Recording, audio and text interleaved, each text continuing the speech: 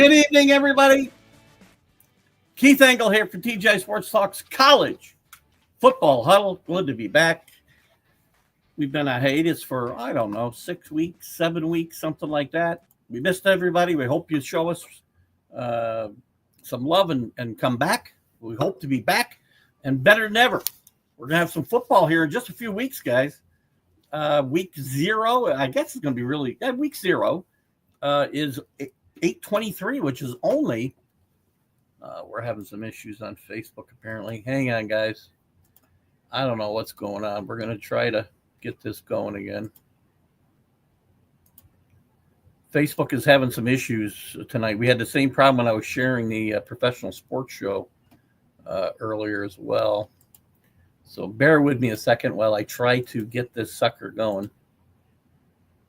Well, no wonder there's nobody with us, because half my sites are down, for crying out loud. Does anybody even Facebook? You kill me. Well, we're live on YouTube and Twitter anyway, and hopefully the Facebook crowd can join us soon. I'm going to keep it monitored. But we're back. We've been on a summer hiatus, as we have done in the past, and we're, I said, a couple of weeks away from football. I don't see us going live here. Hang on one second.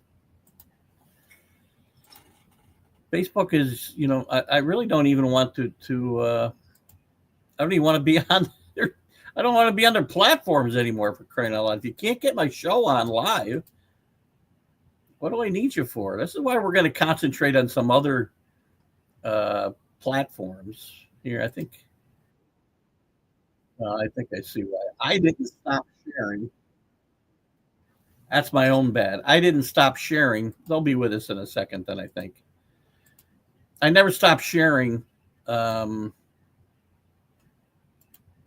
never stopped sharing the previous show was on.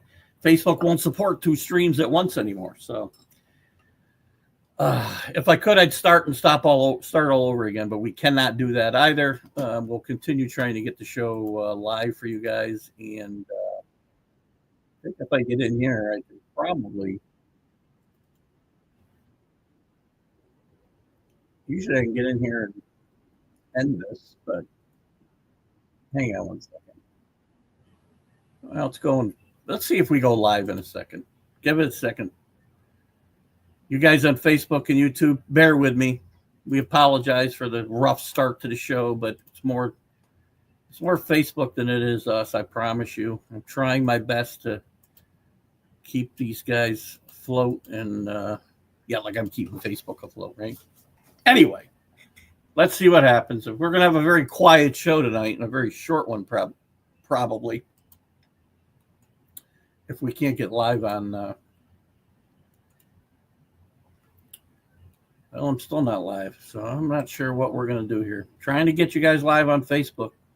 Stay with me. That's all I can say. Anyway, college football's coming. We'll go through the top 25 tonight. We'll look at some of the teams in that top 10 that maybe won't finish in the top 10. By the way, 7 of the top 10 teams in the country have got new first-year quarterbacks, or mostly first-year quarterbacks. What are the top storylines to look for this year? Belichick effect. Who's going to come from outside the top 25 and surprise, like Boise State and South Carolina last year? Who are there going to be those teams this year? Still don't see us live on Facebook. There we go. Now we're live. Anyway, hopefully we're live and everybody can see us now, and I apologize for the delay. Got a few people coming in now. Anyway, welcome back. Football's here. Rough start to our first show back from hiatus, and my apologies. What else will we look at tonight? I tell you, week 1 has got some really great matchups right now. Even week 0, I think, has some great matchups with Iowa State taking on Kansas State. We got Fresno State and Kansas. Kansas trying to get back on track with Lance Leopold. The game I really like in week 0, and we'll talk about week 1 too.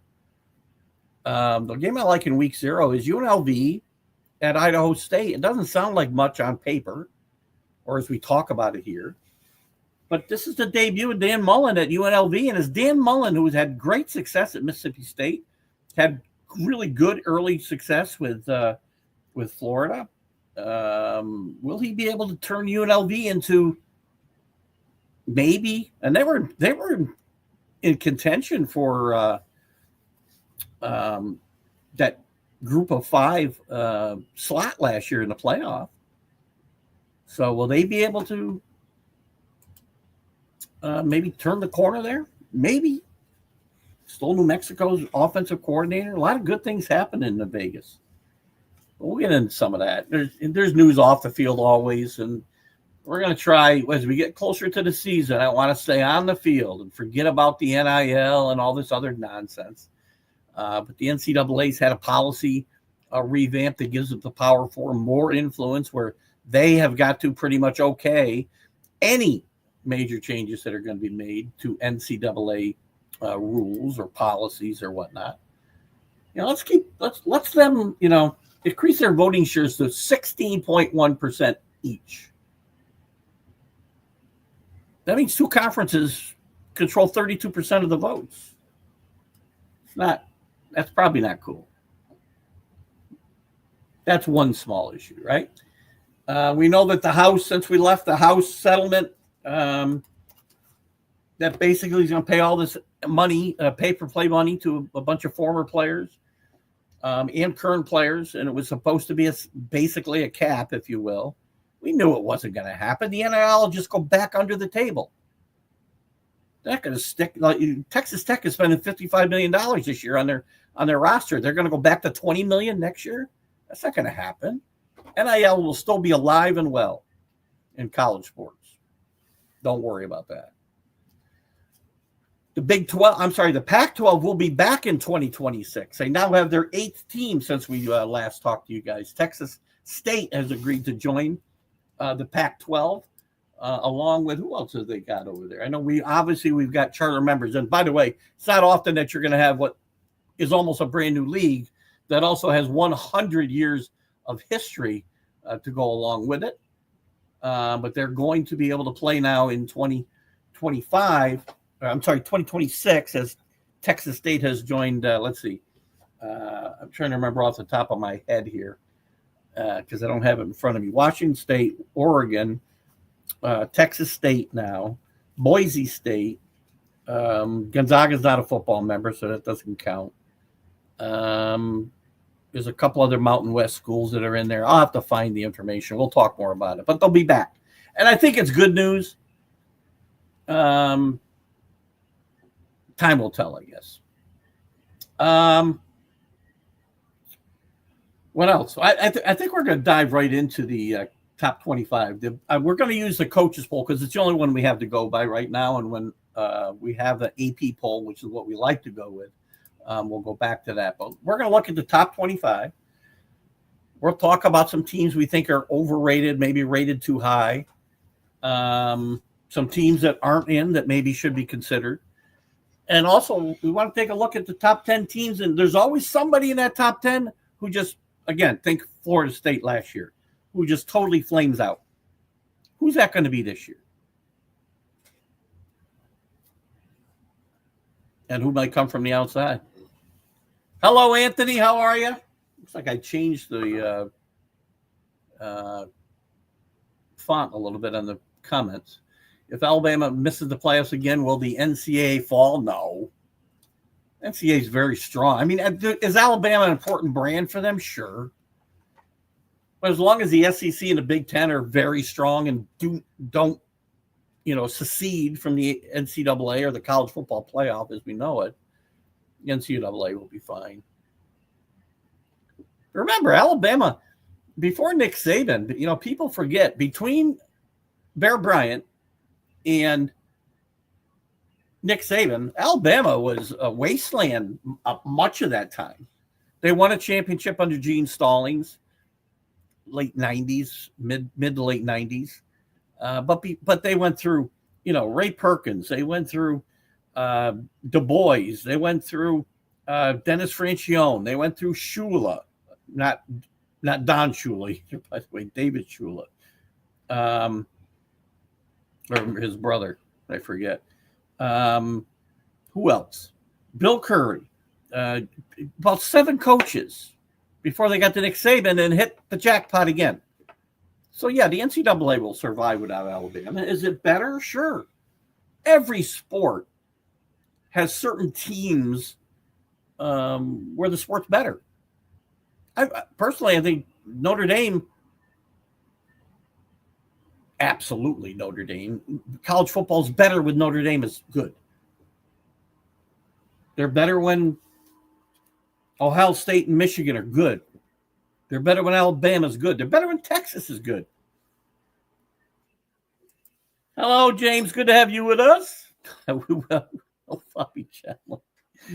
We are going to probably make sloppy javelin. That's even a worse thing, isn't it? Sloppy javelin. Danny Fuller, good to have you with us, my friend. Always somebody not in the top 10 that makes a splash. Let's take a look. Who's that going to be, Danny?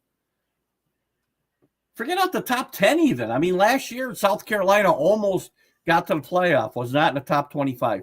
Boise State was not in the top 25, got in the playoff.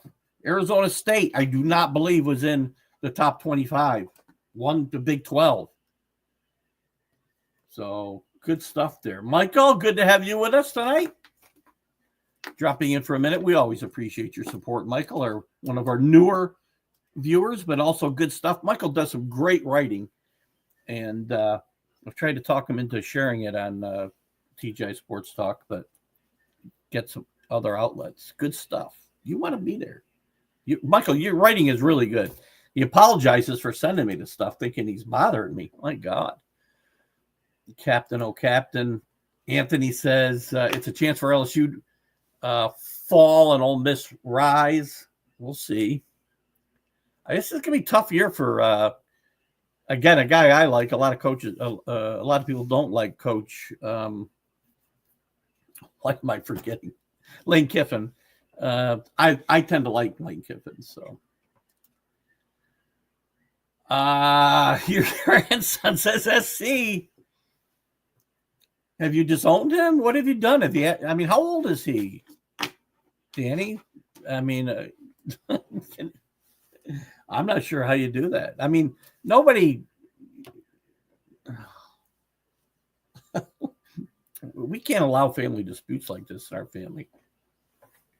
No, I'm not kind. You write some great stuff, buddy. You really do. Let's look at this top 25 quick so that we can kind of talk about who might be overrated, who might be underrated. The first 5, I don't see any surprises here. Actually, 1. Texas is number 1. A first-year quarterback, by the way. Ohio State, number 2, first-year quarterback. Penn State, they have the most seasoned quarterback of anybody we'll talk about maybe here tonight in Drew Allar. Georgia is number 4. I think Georgia is a team. I'm sorry, Rick Sherlock, if you're here. Georgia's a team. If somebody were going to fall, I would say Georgia's a potential for that. Notre Dame, who I think has had a great offseason. A lot's going to depend on the quarterback here. Another first-year quarterback. Clemson has got Klubnik, who is a very seasoned veteran. Again, that might be one of the great storylines. You know, there's some great storylines in here. Does Penn State finally break through? Not as long as James Franklin there, I say. Does Notre Dame finally break through? I think Notre Dame is going to have some sustained success, by the way. Does Dabo Swinney get his 3rd national championship? Are they on their way back? Oregon, Alabama. Does Brian DeBoer get the monkey off his back? It's only been a year. Give him a break, man. That was not a good football team last year, though. LSU, when do they start calling for Brian Kelly's head if they don't play some defense? And Miami, again, ranked in the top 10 to start the season. Last year was top 15. Last year, they didn't make the playoff again. Marco Cristobal's got to start getting this team over the hump. This team should have been in the playoff last year. Zero reason for not to be there. They did not play good defensive football. They didn't play smart defensive football. That's your top 10. Miami's a good bet. With Carson Beck, if his arm's not healthy, it's possible they fall out of the top 25. Again, I'm going to probably be blasphemous, and I'm sorry. I think Georgia's a candidate to fall out of the top 25. Maybe even Clemson is. Maybe even Alabama is. There's no sure things here for sure. What am I missing here? Sorry, LSU. I forgot about James here. I'll get to your second. He's 15 and about to be disowned. I can't imagine. I mean, it's like me as a Yankee fan. Now, my stepson is a Red Sox fan. When we sold our old house, he'd already moved out. He was finishing up. I think when we moved, he'd already taken a job at Pfizer, but he was finishing up his doctorate at North Carolina, Chapel Hill, and everything that was Red Sox owned went to, we got junk. Should have taken it with him. Sorry. Just the way it works. LSU's not falling this season. They're too deep. Question is, are they deep on defense? I was reading an article. I think it was Mandel. The question, the mailbox, and the Athletic today, and he said his dream matchup was like the finals. The semifinals would be USC and Notre Dame. With all the, by the way, there's some talk about that rivalry ending and their season, their yearly series ending, yearly game ending. That would be a great matchup. And then Texas and I think Oklahoma on the other side or something like that. And then it would be, USC. Yeah, I'm sorry. Yeah, but no, LSU. Sorry, my bad. LSU and Texas on the other side. And the matchup in the final would be LSU and USC. And if the final score would hit like 160 final total. Listen, I'm a Coach Kelly fan, James. I think you know that, but he has under. I don't think you can argue that this team has underperformed. You say they're deep. They've been good and talented, especially on the offensive side of the football, for a couple of years. They had a Heisman Trophy winner 2 years ago, and where they finished. They didn't even make the playoff last year with Nussbaum, who's talked about being a top 10 pick this year. I don't see it. There's something. I got to believe Coach Kelly's going to be under some pressure, and the buyout's the only thing that could save him. If this team goes 9-4 again, is that good enough? I'm going to go through LSU's schedule right now. It's going to be my first one of the year. We do this pretty much every week, right? We get into looking at a schedule and predicting. And it's not too early now. We're in August, and we're 3 weeks from games, guys. Some really good ones, by the way. I think in week 0, there's a couple of really good matchups. And I think in week 1, we got 3 awesome matchups. You got 3 matchups in week 1 of top 10 teams.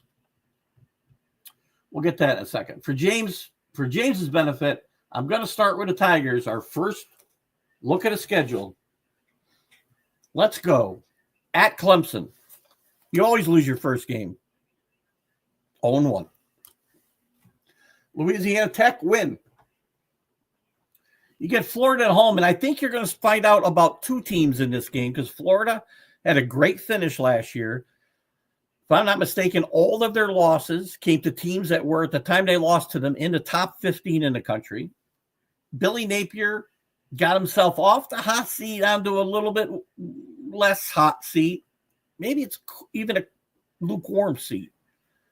We're going to find out about 2 teams in that. I'm going to give LSU the win, though. So I'll give them 2-1. South of Western Louisiana, they're going to win. It's 3-1. Ole Miss. At Ole Miss. Ole Miss, I think, is rebuilding. I think it's going to be rebuilding here for Lane Kiffin. I'll give you a win on the road. They had a thrilling game last year, if you remember. 4-1. You're going to lose to South Carolina, even at home. Norris is the best, maybe the best quarterback in the country. I think they lose to South Carolina at home. 4-2. Win at Vanderbilt, 5-2. Texas A&M at home, I'll give you that one, 6-2. At Alabama, 6-3. Beat Arkansas, beat Western Kentucky, beat Oklahoma. 9-3 regular season. Going to be good enough to get to the SEC championship game? I could be wrong here, obviously. I mean, I could see them maybe South Carolina, they win a squeaker maybe. Make them 10-2. What I give you? How many conference losses did I give you there, by the way? I gave you 2. I gave you, just 2 conference losses. So they could be in play for the championship game. Again, I think we'll see a similar scenario to last year where these teams in the SEC cannibalize each other. You're not going to see undefeated teams.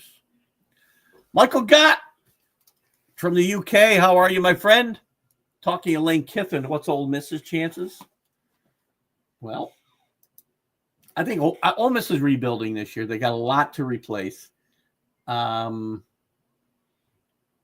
guess I can't do it this way. Well, but since you bring it up, I'll do their schedule too. Very quickly, Michael, for you. I like Mississippi State. Mississippi. This is just a tough. I mean, I look at the SEC. I think Alabama is going to be better this year, even though they lost Milroe. I think with DeBoer getting his offensive coordinator back that he had in Washington, I think they're going to be better prepared. They're going to have a quarterback that fits their system better, even though Milroe is a great college quarterback. They're going to be better. Auburn, I think, is going to be better. Florida, if they continue that momentum, Georgia, you can't count out, although I think they're one of the teams that are likely to maybe take a dip. Kentucky's always tough with Stoops. Down year last year. Watch for them to bounce back a little bit. LSU's tough, as James said. Mississippi State, no. Missouri's tough. Oklahoma's going to be much better. By the way, there's going to be no coach in the country with more pressure on him this year than Brett Venable. They brought in Mateer to play quarterback. He's going to need to. He may need to get to the SEC championship to win it all. Maybe make the playoff if he doesn't get to the SEC championship game. Ole Miss we'll talk about in a second. South Carolina, really, really good, well coached. Had a great finish to the season last year. I can see that carrying over. Tennessee's going to be tough. Josh Heupel's a really good coach.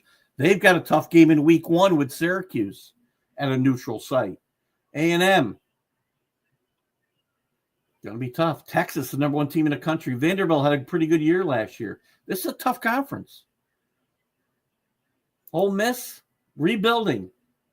Let's look at their season. Georgia State, they should beat. At Kentucky, I think is a loss.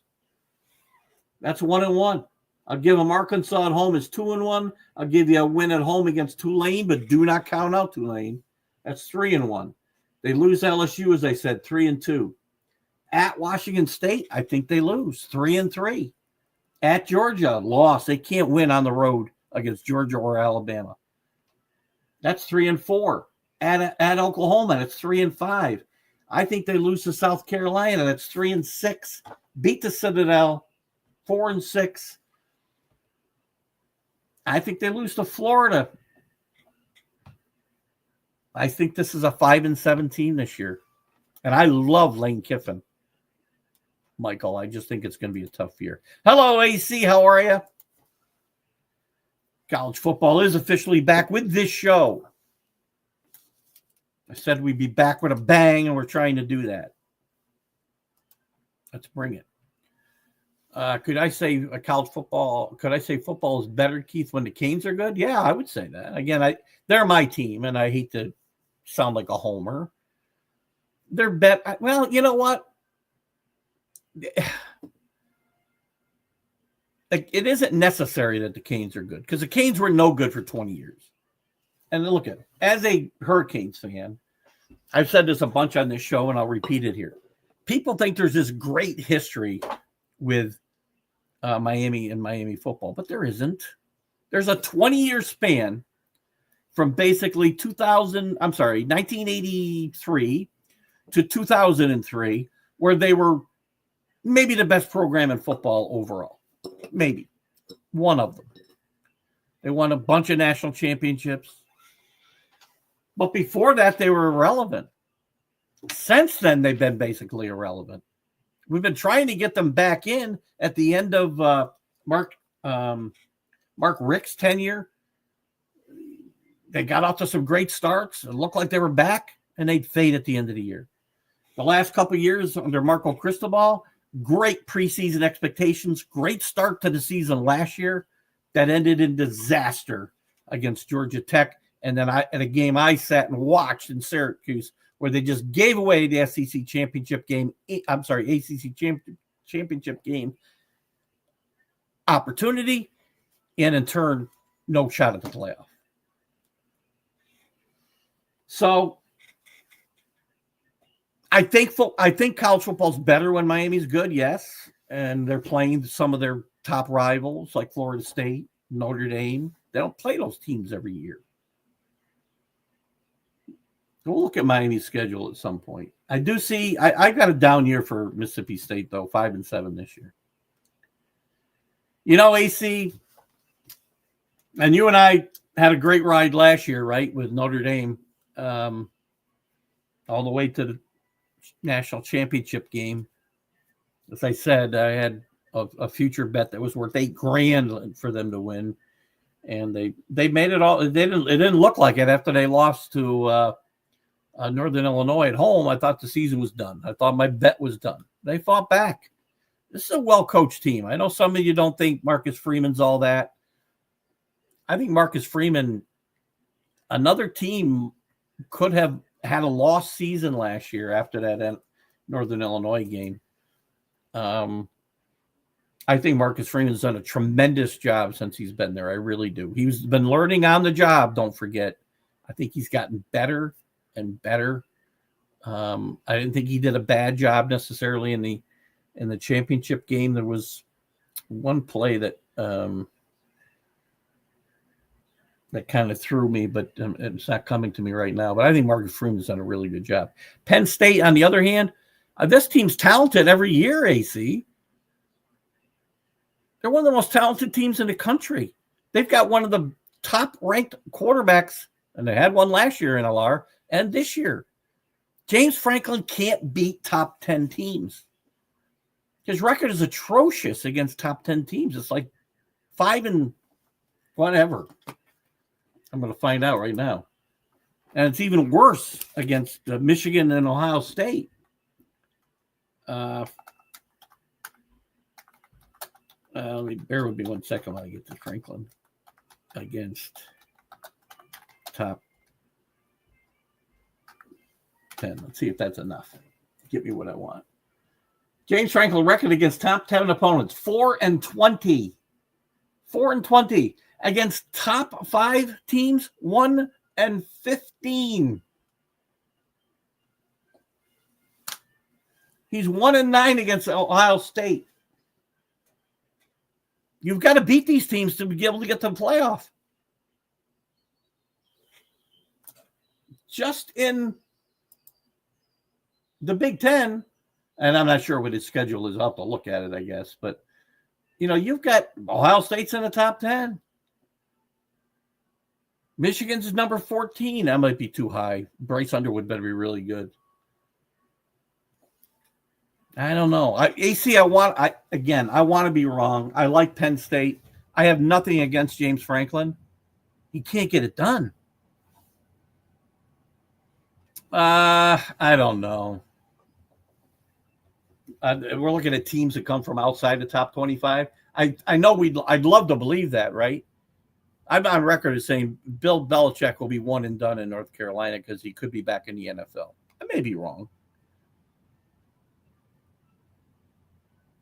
But they don't have an easy schedule this year. It's going to be very tough for North Carolina to be that team. I know we didn't get to the rest of the top 25, but we'll get there, I promise you. Let me go to let's just look at North Carolina real quick for the hell of it. Oops, I must have gone by it. I don't think the schedule is all that kind. I think they lose opening day. I mean, that's, I'm sorry, week 1. We have week 0 and week 1, don't forget. Probably the 4th best game on the schedule that day is North Carolina and Bill Belichick's debut. They got an 8 o'clock start on ESPN against TCU. I think they're going to lose that game. So lose to TCU, win to Charlotte, win to Richmond. That's 2-1. I think they're going to lose at UCF. That's 2-2. Lose to Clemson, 3-2 or 2-3. Beat Cal, 3-3. Beat Virginia, 4-3. They're going to lose at Syracuse. Syracuse is good again, I'll tell you right now. That's 4-4. Beat Stanford, 5-4. Beat Wake Forest, 6-4. 8-4 to me is a high water mark here. If they beat Duke and North Carolina State their last 2 games, they go 8-4. If they surprise me against TCU, maybe you got a 9-3 start. But to me, if they beat TCU, I think they'll lose to Duke or North Carolina State, let's say. I think this smells like an 8-4 team.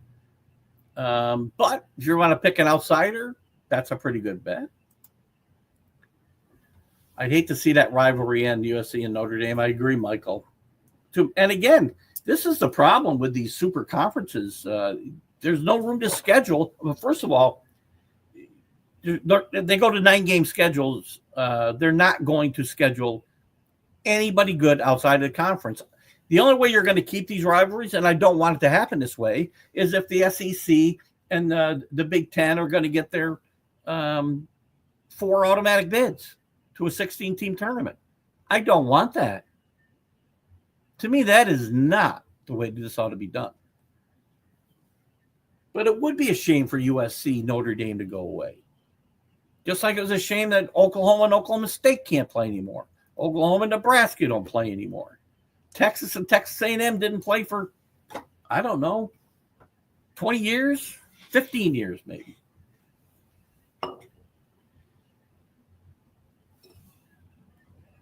It is. It's a huge, and that's one of the big downsides with college football in my mind is the fact that some of these rivalries, especially the regional rivalries, have gone away or are going away because of realignment. And I think they're losing sight. I've said this all along. I've had this phrase in my head since the very beginning of all of this realignment in 2012. College football is a regional game with national appeal, right? It starts with the regional rivalries. People care about those. And they're big draws, but I get it, you know. We are going to get a really good first week, though, I can tell you, with some good rivalries. What happens to SEC dominance? Can you guys see the comments okay, by the way, on the screen? I'm curious because I made them smaller so that when I have a lot of them, you know, you're not looking at the top of my head bobbing. Or I should say a large comment with a lot of words in it. I don't know how to explain it. What happens to the SEC dominance narrative if they don't have a team win the national championship this year? Well, they didn't have it win it last year, right? Actually, they haven't had a team win it in how many years? The last 2 years. The dominant factor is still there because they've got the money. TV, and again, these TV contracts aren't going away.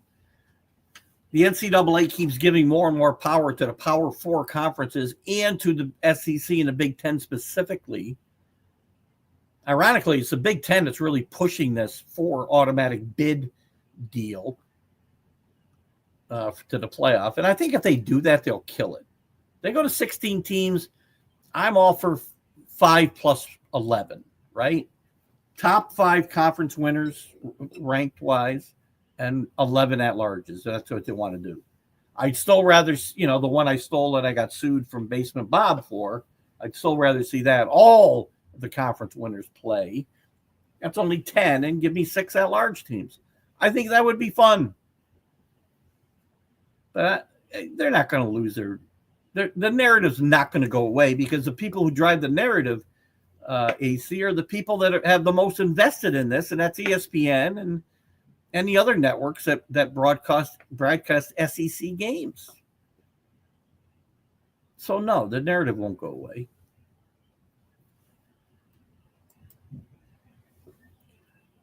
The defense is much better this season. Still talking about LSU.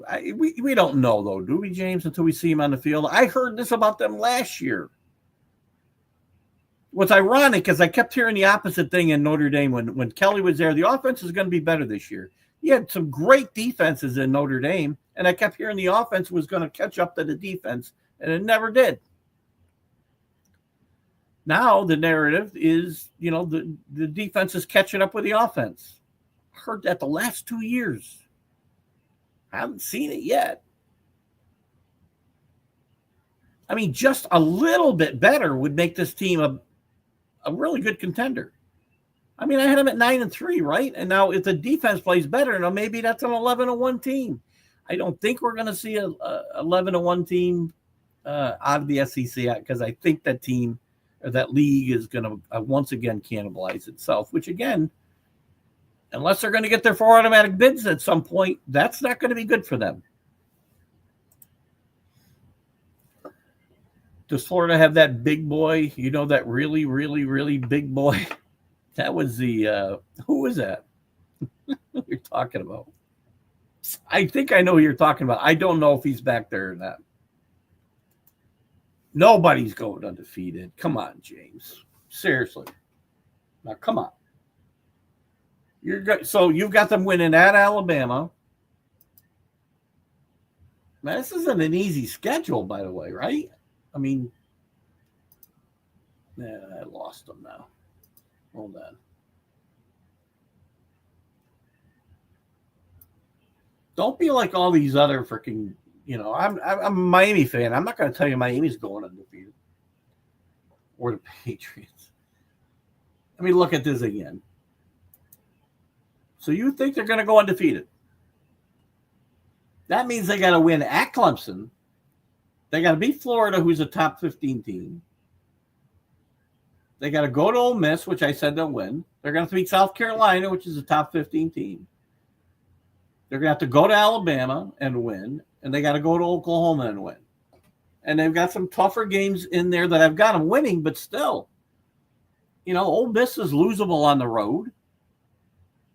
A&M, still well coached. I can't see this team or anybody in the SEC going undefeated.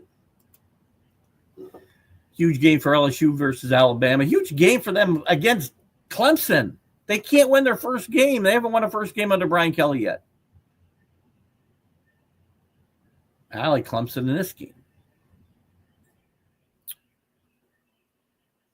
Huge game for LSU versus Alabama. Agreed. Win that. Listen, this team could get in at 9-3. I'm not telling you LSU won't be in a playoff, even with the record I just gave them.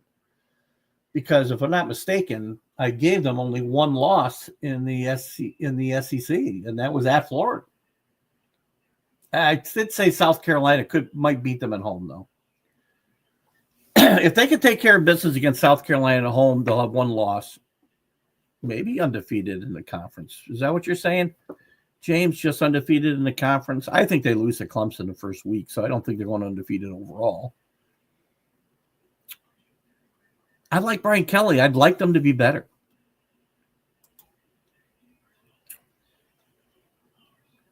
The Ducks will be good. The Ducks are always good. But again, remember, it's a loaded league, man. No more conferences in the Big Ten. So, I mean, Iowa's going to be much better. That kid from South Dakota State that they got, or North Dakota State, maybe it's North Dakota State. They're going to actually score points in Iowa this year. They're going to be better. Indiana, Kirk Cignetti's a really good coach. He lost a lot of guys. I think this team is still very competitive. Illinois, we saw make great strides under Brent Bielema last year. Michigan State can't help but be better. Michigan, if Bryce Underwood is a real deal, Michigan could be back. Minnesota, tough out. Cornhuskers, I've got to said this last year. I'm not saying it's going to happen. Third year under Coach, what's his name? Damn it. There goes my brain. There goes my brain again. Crap. The hell? Let me check. I always kick myself when I got to look because too many things going on in my brain at once. My brain just can't handle it. Why is Nebraska not listed here? What the hell's going on? Oh, I see what happened. Nebraska. Matt Rule. Jeez, I swear to God, I didn't even see the name because I couldn't find it. Matt Rule. Third year under Matt Rule at Temple, big year. Third year under at Baylor, big year. Went to the Big 12 championship game. Third year Nebraska. Nebraska is one of those teams from outside the top 25 I'm going to tell you to keep an eye on. But again, it's a very tough Big Ten. Ohio State, we know. Oregon, we know. Penn State will be good, even though they won't beat the good teams. UCLA, I expect to be better, Danny. We'll see if getting a new quarterback helps there. SEC, or USC, sorry, I think will be better.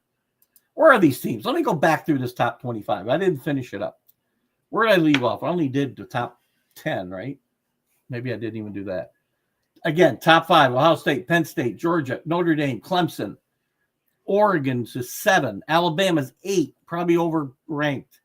LSU 9, right where they should be, I think. Miami probably overranked at 10 until I see more.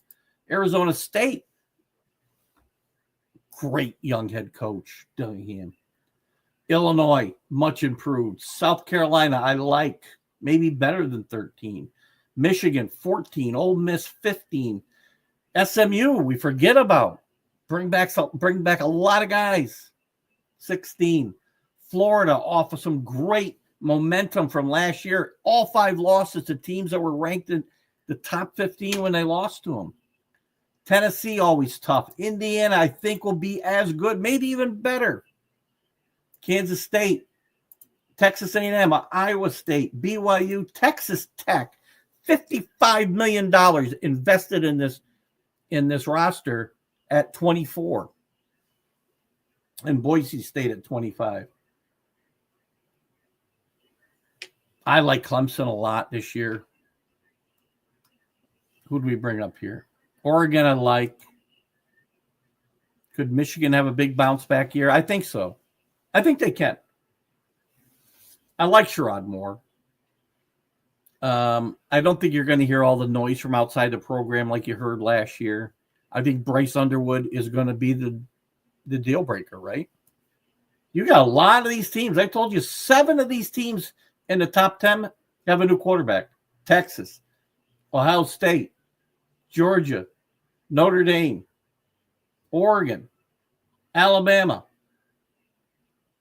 and Miami, all with new quarterbacks this year.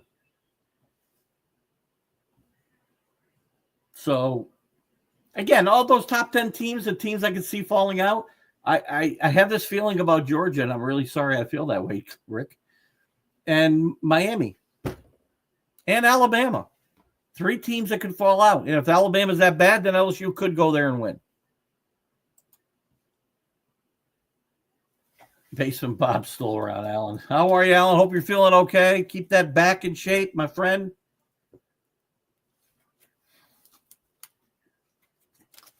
Get out of that freaking manual labor shit, man.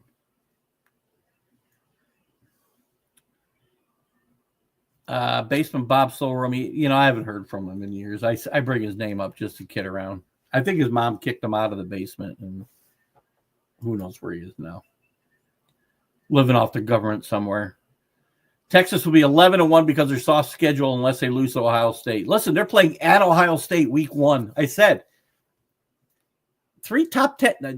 I don't think there's ever been a NCAA week, much less opening week, with 3 top 10 teams playing each other, or 6 top 10 teams playing each other. Texas at Ohio State, which, by the way, is Coach Corsor's last game on game day. He started, I think the first game he did on game day was at Ohio State. He will end at Ohio State, and that should be a very bittersweet day. Notre Dame at Miami, huge game to start for both these teams. LSU and Clemson is the other one, and probably the other best team in opening day. Best game is the fourth best game is probably drops all the way to North Carolina and TCU. You're going to make me look at Texas's record now, right? Or schedule now. By the way, they're playing in the SEC. And by the way, Alan, I don't know if you heard me.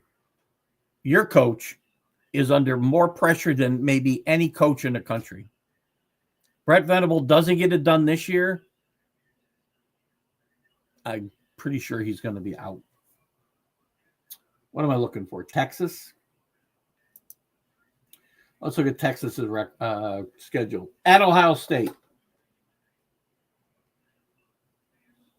Even Texas has got a question mark. We don't know what Arch Manning is. I'm pretty sure I know what he is, but I don't know for sure. I'm going to call that a win for Ohio State. San Jose State, UTEP, Sam Houston, those are all wins. At Florida, that's not an easy game, Alan. They got Oklahoma. Kentucky. At Kentucky's not an easy game. They'll win it. At Mississippi State's a win. Vanderbilt. At Georgia, not an easy game, although I am predicting Georgia will have a very off season. Arkansas, Texas A&M. That's not a terribly strong schedule. I'll give you that. But I think you're underestimating the Florida game. I think this team goes 10-2. I think they lose Ohio State. I think they lose to Florida.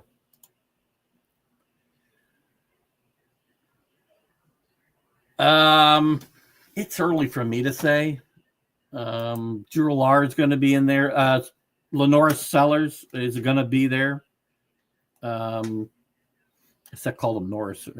Lenora Sellers, I think, is the front runner. I'll give you a front runner right now. Had a great year last year out of nowhere for South Carolina. I think they'll be better, and I think he'll be better this year. See if I can front runners right now. See what we can get. Can't go to a betting site. This is my work computer I'm looking at. Obviously, Arch Manning's name is going to come up, right? Kevin Jennings, don't forget about at SMU. He's a guy to think about. Jeremiah Love at Notre Dame had a great season last year. If a running back can have a chance to win, I think it might be him. Nussmeier from LSU, I'm not so sure I'd make him a contender right this moment. But Jeremiah Smith, the wide receiver out of Ohio State. Sam Levitt. Quarterbacks all over the place, right? Alar, Levitt, Sellers. I mentioned the kid from SMU. Arch Manning will be there. Nico, no. So I'm going to say Sellers is my favorite right now. Is this for the final? Oh, this is for the college football. I'm not going to make these predictions until probably just before week 1, which I think is maybe I got to do it before week 0. I don't know. We'll see. Georgia, I think, will not be in the playoff. That'll be my big takeaway from this group right now. Ohio State, yes. Clemson, yes. Texas, yes. Penn State, yes. Notre Dame, yes. LSU, yes. Oregon, yes. South Carolina, yes. Texas Tech will have to win the Big 12, I think, to get in. Miami, it's going to be hard for the ACC to get 2 teams. There might have to be a one-loss Clemson or Miami team to get in there. And you've got James Madison getting that group of 5 bid. Let me just look at my group of 5 contenders here. I do like James Madison a lot, just to be clear. Who else will I say look out for? And I'll give you my official picks later on here in August. Boise State lost too much, probably. And the Mountain West, by the way, is going to be broken up here this next year, too. So, boy, James Madison, huh? Out of the Sun Belt. It's a good team. It's not a bad pick. How about I go way out on a limb and I say Navy? I don't know. We'll see. These aren't bad picks. The ones I would say most in danger here would be James Madison, Miami, Georgia. Texas Tech, listen, they're $55 million in. They should be in a college football playoff.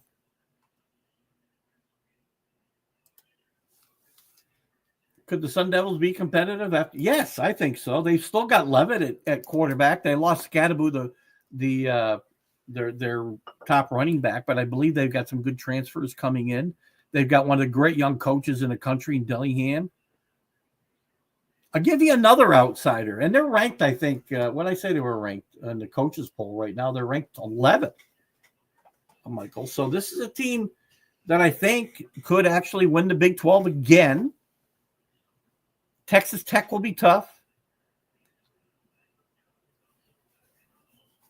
I think UCF could be a team to watch there with Scott Frost coming back. If he needs to get himself humble a little bit. And if Nebraska didn't humble him, I don't know what will. I'll give you some outsiders to take a look at it right now. Teams from that might do some damage. I just had one in my head and I didn't think about it. Navy's a team I'm going to say keep an eye on for that group of 5 pick. In the ACC, teams we wouldn't think about, Georgia Tech, be careful of Georgia Tech. Be careful of Duke.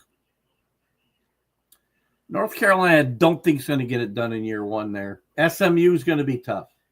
Syracuse. Brown is such a good coach. They've done some great recruiting. They've got a great wide receiver class coming in here. Whether they can replace McCord or not is going to be the big question there. The Big 12. Utah's another team. Had a very bad year last year. Injuries really caught up with them. But again, Kyle Whitting is one of the best coaches in the country. He's back. Don't know how much longer. This could be his swan song. I watch for Utah to bounce back and be in the conversation for the playoff. In the Big 10 outsiders, I mentioned Nebraska. Year 3 under Matt Rule, usually a very good year. Time will tell. A lot rests on the growth of their quarterback as well. USC, not in the top 25. They weren't in the top 25, right? No. I know Danny doesn't want to hear this. Underdog, a chance to get into that playoff conversation. Problem is the Big Ten. Right now, these teams have not, unless they've done a better job in the transfer portal and in recruiting, these teams, UCLA, USC, have got to get bigger and stronger in the trenches, or they're not going to compete in the Big Ten. Until they do, they will not compete in the Big Ten. Oregon and Washington, even to a lesser extent, were much more prepared to play well in the Big Ten. I like the pick of Allen on James Madison to have a chance at the playoff. Trying to see if anybody in the Conference USA. Sam Houston's a team to be careful of, but I don't think they can get ranked. This is the problem. It's going to be hard for James Madison. They could be the highest ranked of the group of 5s. See, the group of 5s are going to be much weaker this year, I think, than Boise was last year. UNLV is another team be careful of. I think they're going to be much better this year under year one of Dan Mullen. And they were in play last year for quite some time. I just don't like the Mountain West a lot this year. That's why I think UNLV might win that league.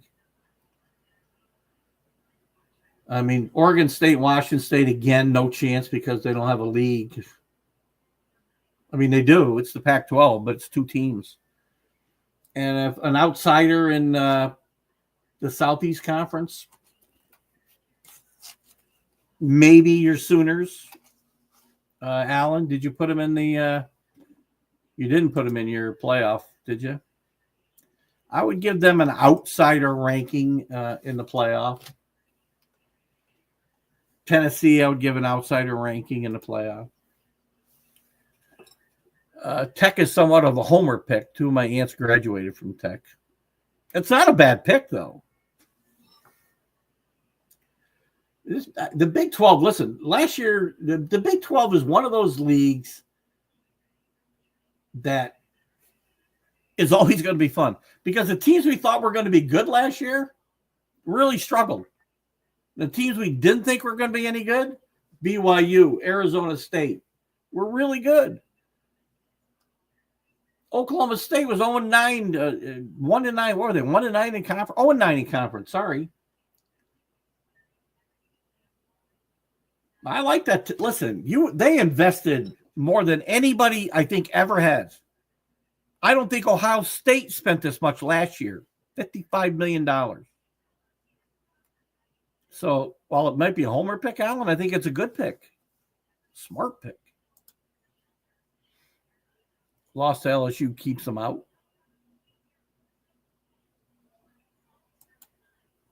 I don't know.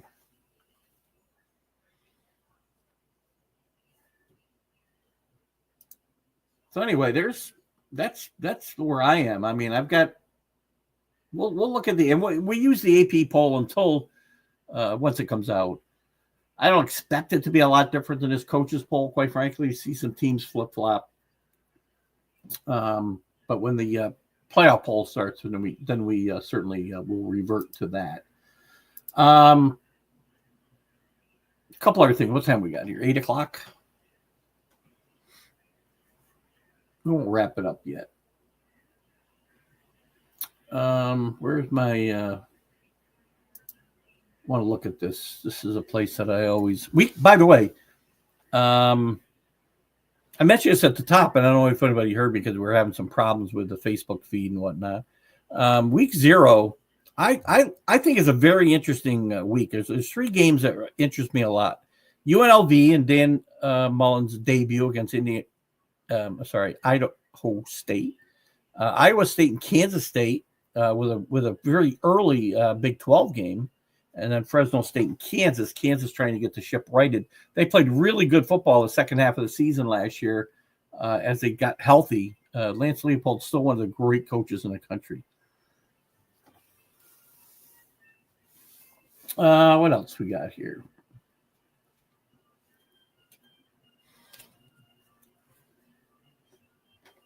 I'm trying to look at some things that were brought up earlier in some conversations.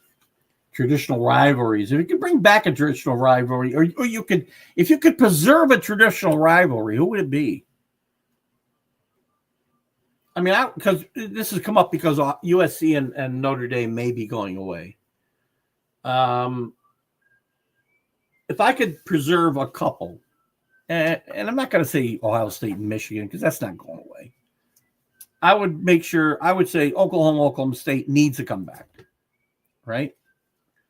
Texas A&M. Miami, Florida State. South Carolina, Clemson.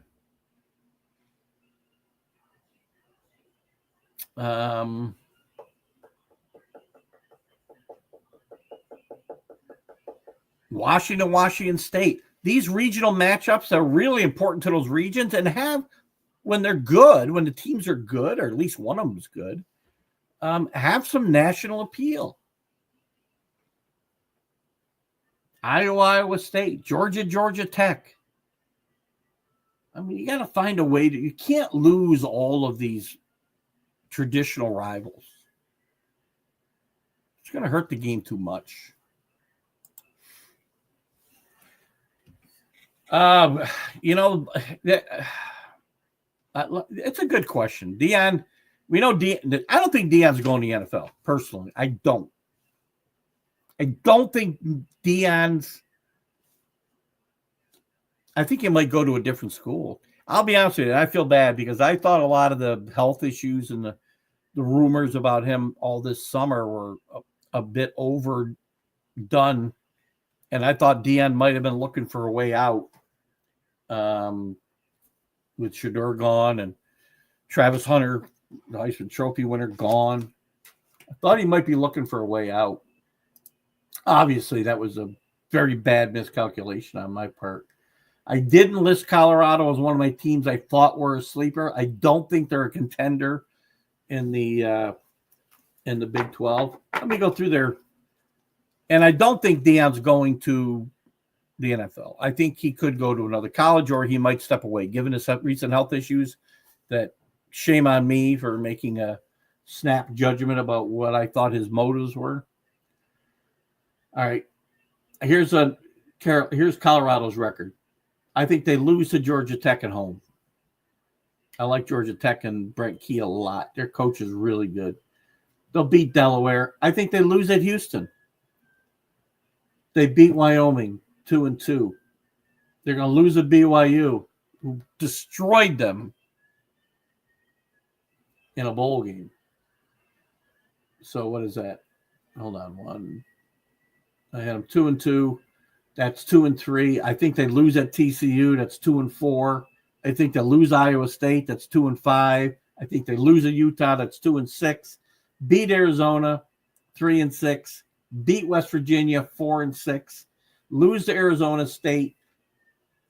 Lose to Kansas State. I got a 4-8 season for Deion. And I don't know how you're getting an NFL job off of that. I think Colorado's his last job. Given his health situation, given his motivations, and his kids being gone from this program, and maybe somebody wants to take a shot at the name and whatnot in the NFL, but I think this summer of surgery and treatment for his bladder cancer and the season this team might be in for, I think it's a 4-8 team as we sit here today. Because you're not hearing any buzz. Because again, remember, he doesn't recruit. He uses the transfer portal almost exclusively. I don't hear about 5-star recruits going to Colorado, or even Deion talking to them, or his scouts talking to them. His recruiters talking to them. Tough season. Good question, though, Michael. And I think it's sad. I have nothing against Deion at all. None. But this team last year was a lot. Listen, 3 players, because the other wide receiver was pretty good too, Horn. This team lost too much. Those 3 guys made up like 80% of their offense. I don't know where they're going to get it. And I think some of the teams they're playing this year are going to be improved. And I think 4-8 is going to be very, very tough.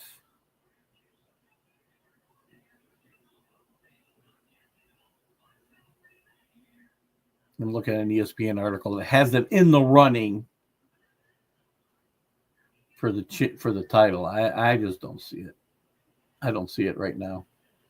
I could be wrong. I've been wrong about and again, we're talking about this in August. So, that's a great question. I like Mike Norvell a lot. Let's take a quick look, shall we, at Florida State. because I do think they bounce back this year. I like the kid, even though he lost his job at Boston College. Castellanos, the quarterback, lost his job at Boston College. Bill O'Brien trying to get that program righted. They had a little bit of a, they weren't seeing eye to eye, let's say.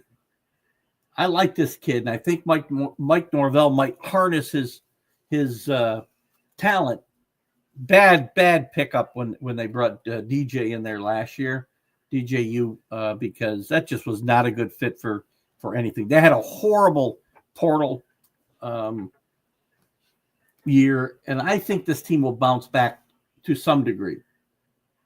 They're going to beat Fordham. I think they'll win at Michigan State.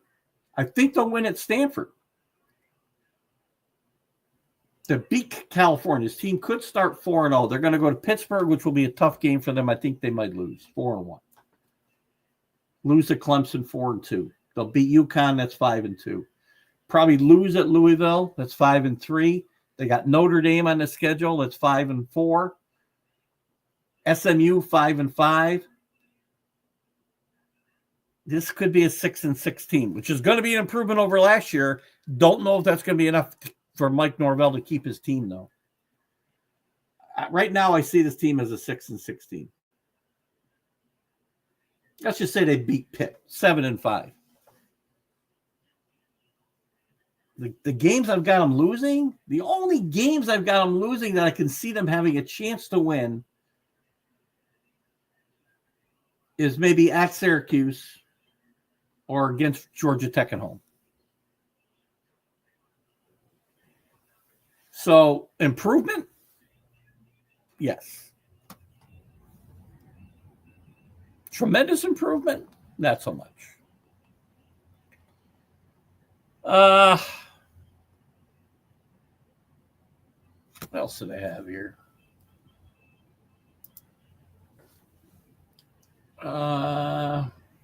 There's some great stories, though. Let me look at hang on one second. Top. I had this up before.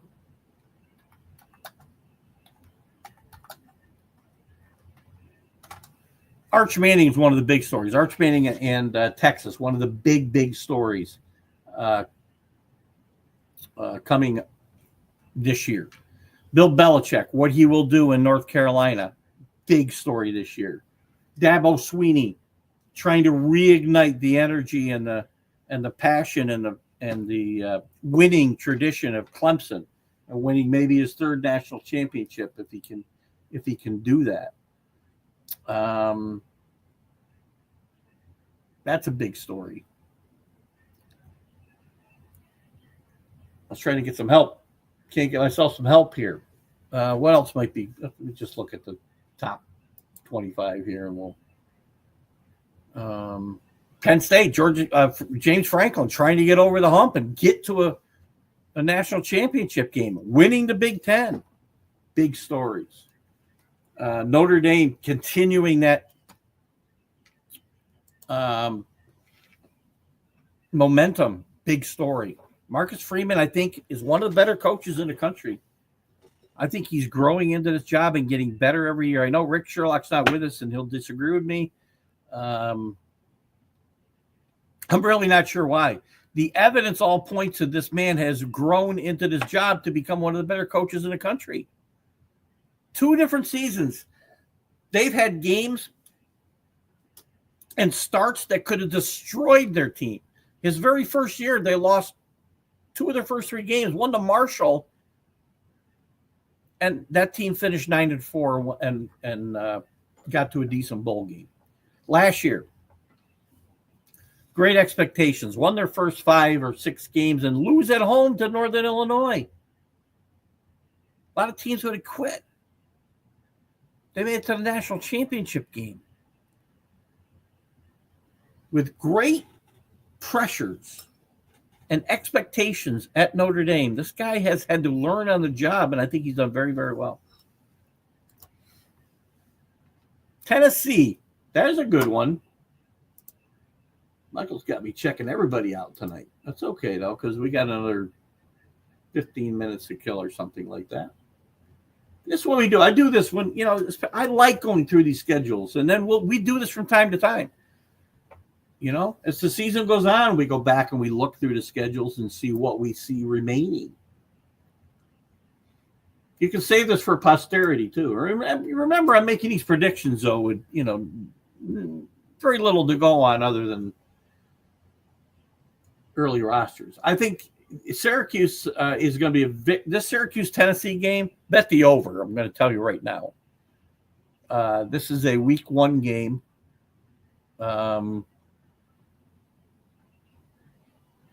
It's a neutral field.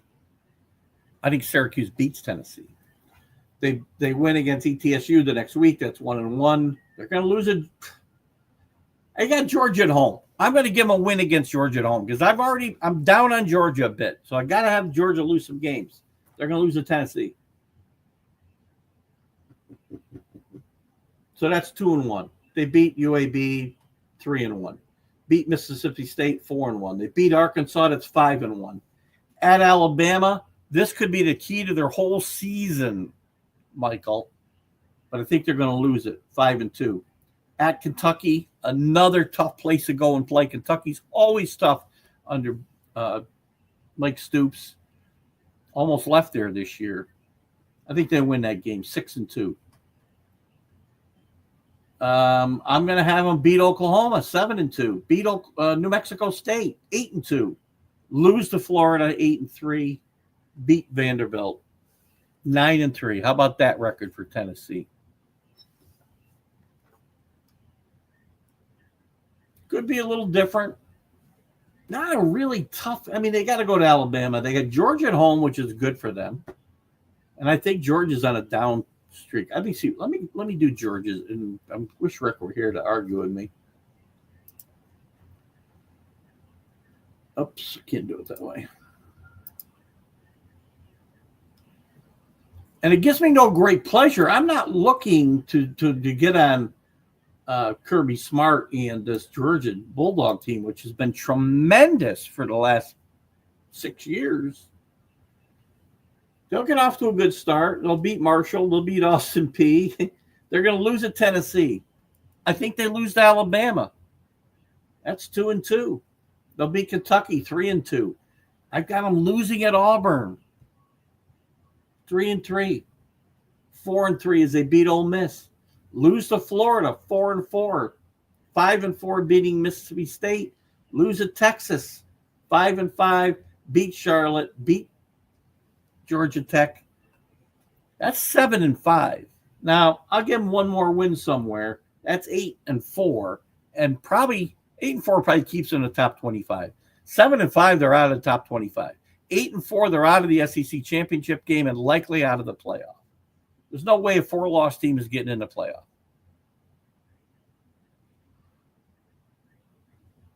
So, I mean, the games I've got them losing, could they beat Tennessee? Maybe. Can they beat Alabama at home? Maybe. Auburn's going to be better. Hugh Freeze is under some pressure there at Auburn, but I think Auburn's going to be much better this year. I think Florida and Billy Napier are a great, great learning experience and a great stepping stone last year, playing the toughest schedule in the country, one of the toughest schedules any team's ever played. And losing 5 games, but all of them were to teams that were ranked in the top 15. So I can see Georgia going 7-5. I'm not saying it's going to happen. I'm saying I can see it.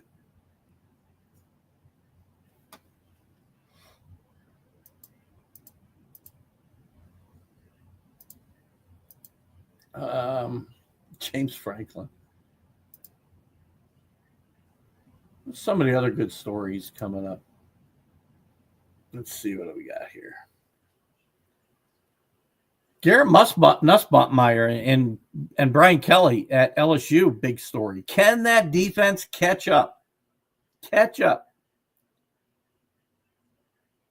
with the rest of the season, or with the rest of the The offense.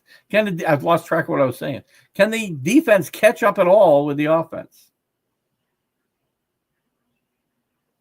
What's this over here? Show scenes panel. I got some new stuff on StreamYard. What happens if I do that? I don't know. Don't hit it, Keith. You can ruin what you're doing.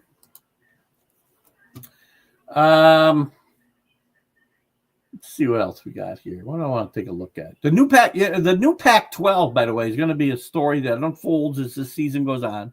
They're still looking for more teams. They've got 8 football-ready teams, which means they can play in 2026.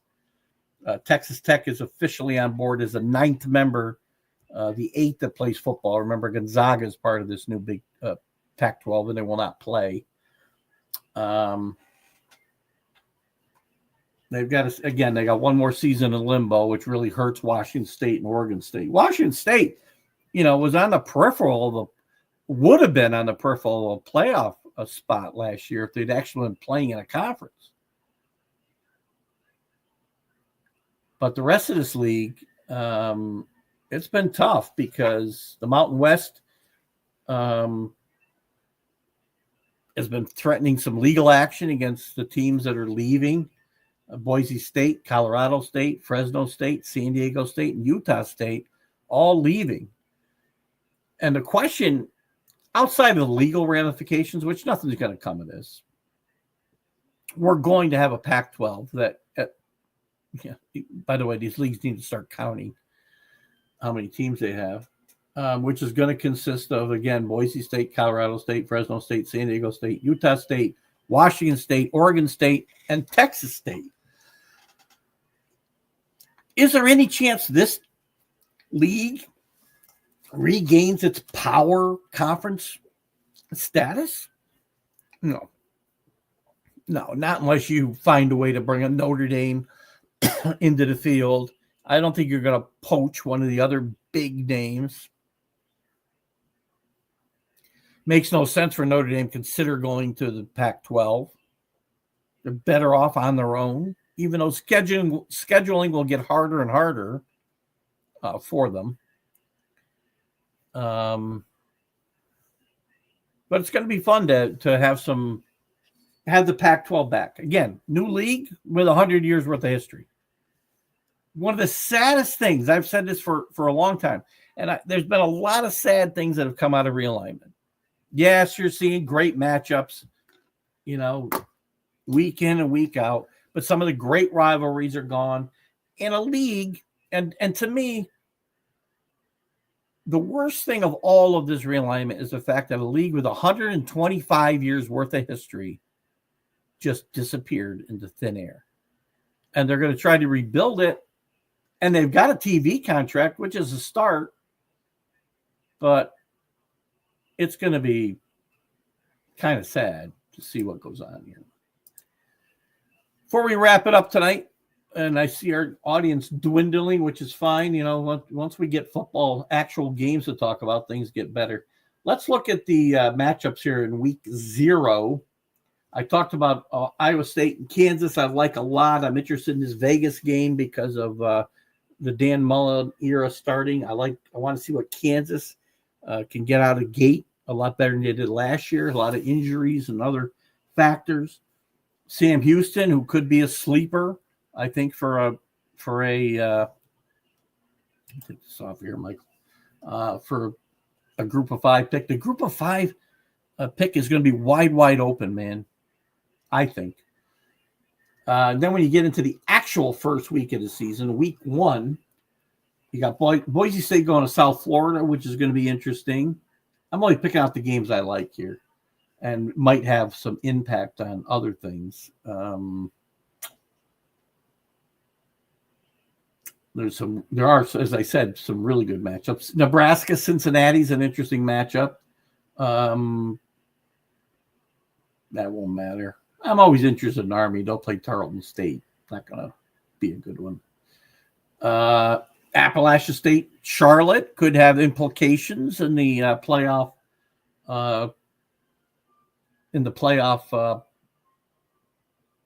Picks when we're talking about the group of 5 teams.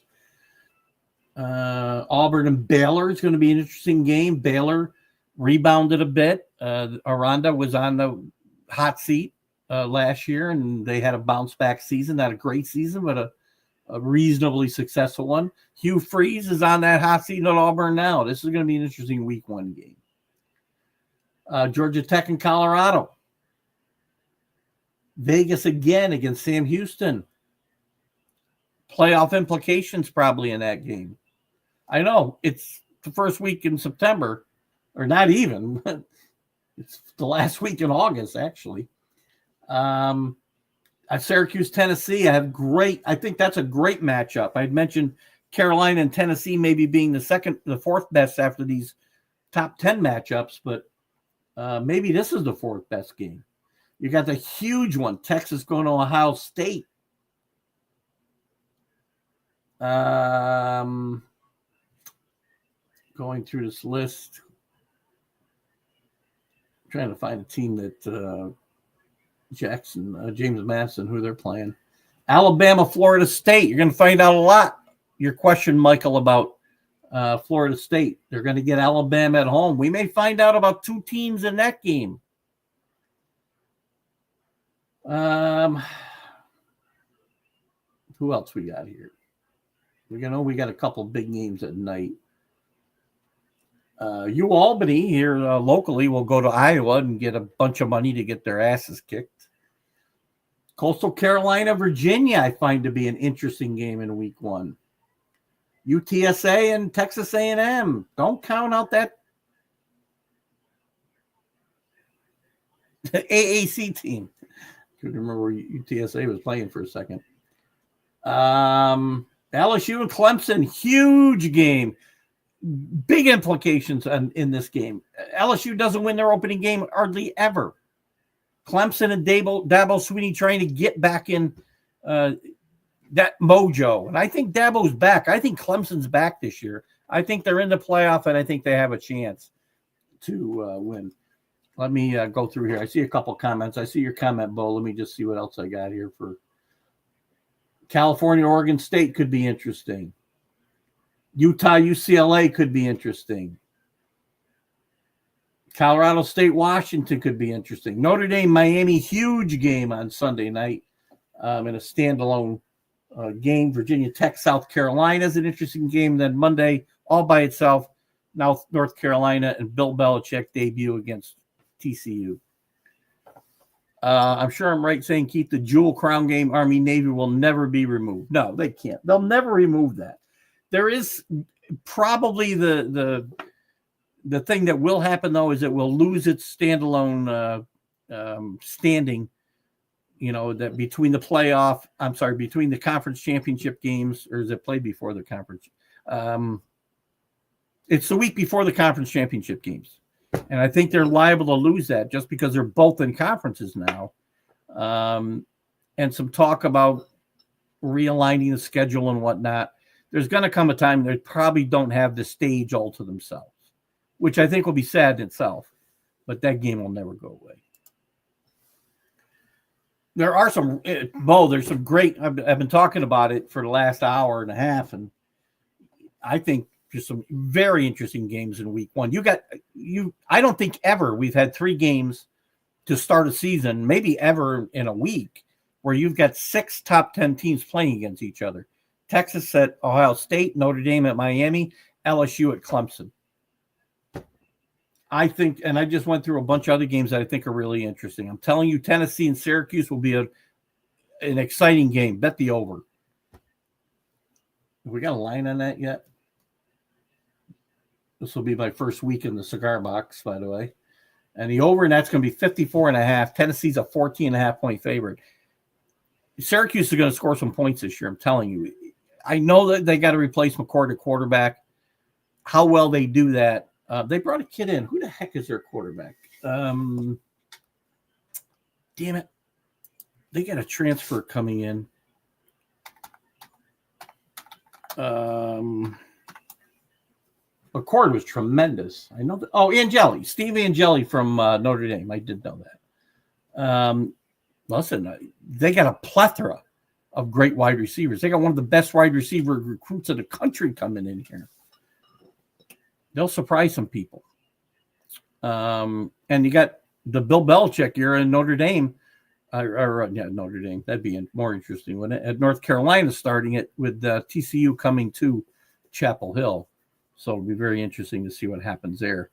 I'm still not certain Bill Belichick is in this for the long haul. We'll find out.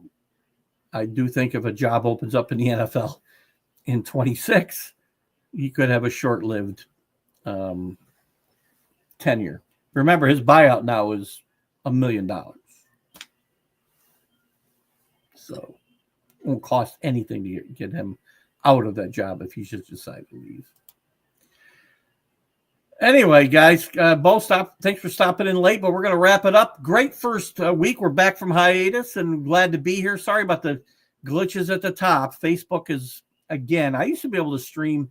I stream the National Streaming Sports, a professional sports show beforehand. And same thing I do on Sunday mornings. And I used to have multiple streams on Facebook. Now they will not do that. So if I don't cancel the one, I can't start up the other, which is why I end my sharing of that show before we get done. And I apologize for that to them, but it's the only way I can get my show live. Unbelievable. Michael, thank you for tuning in over there in the UK. You tune in every year. Michael, we will have we're going to have a college football pool and also a pro football pool. We'll get started up here in a week or so. Actually, I'll probably set up in the next couple days to get people registered. So we'll have some fun with that. And we'll see you guys in a week or so. I'll actually see you Friday morning with Jack. I can't do this. Lately, my machine won't let me talk over the music. I'll be on with Jack with the Jack and Keith Weekend Playbook on Friday morning at 8 a.m. Eastern. We'll have the MLB update at 3 p.m. Friday Eastern, and Sunday Stream of Consciousness on Sunday at 8:30 a.m. And I'll be right back here next Wednesday at 7, and almost every Wednesday throughout the college football season, even when I'm on vacation, if we can make it work. Guys, we'll see you. Have a great Wednesday night and Thursday. Bye-bye.